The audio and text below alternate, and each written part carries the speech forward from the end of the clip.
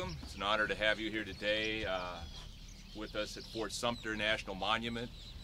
I'm the superintendent, Tim Stone, also superintendent of Charles Pinckney National Historic Site.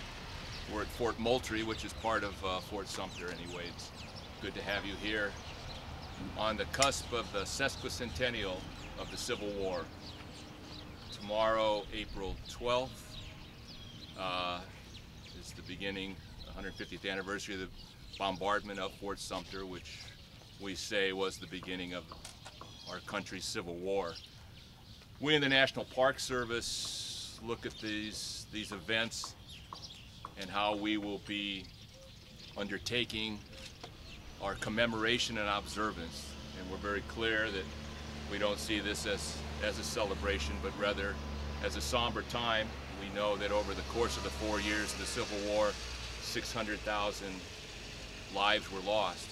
A very tragic event, and we hope in the National Park Service, which manages many of the great Civil War sites, Gettysburg, Chickamauga, Chattanooga,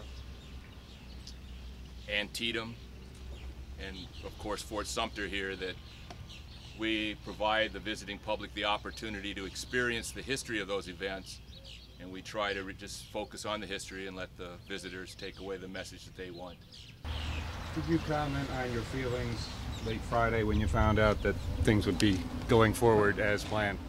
Well, the park has been planning for this event for over 2 years and had done a lot of efforts, a lot of coordination, bringing over 250 reenactors on their own expense here to the park.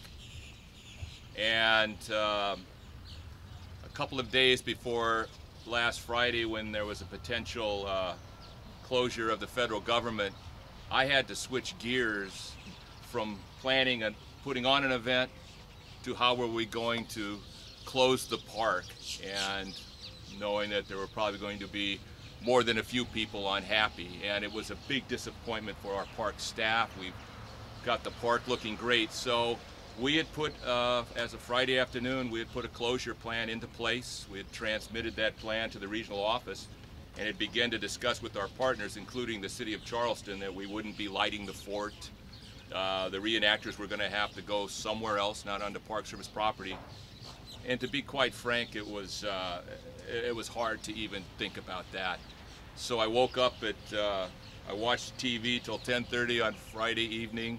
I woke up at 1:15, news that the federal government had been funded for at least one more week, and my mind did another 180. So it was it was a difficult time, but it was also hard for the staff with all the effort they put into it. We were ready for this event. So.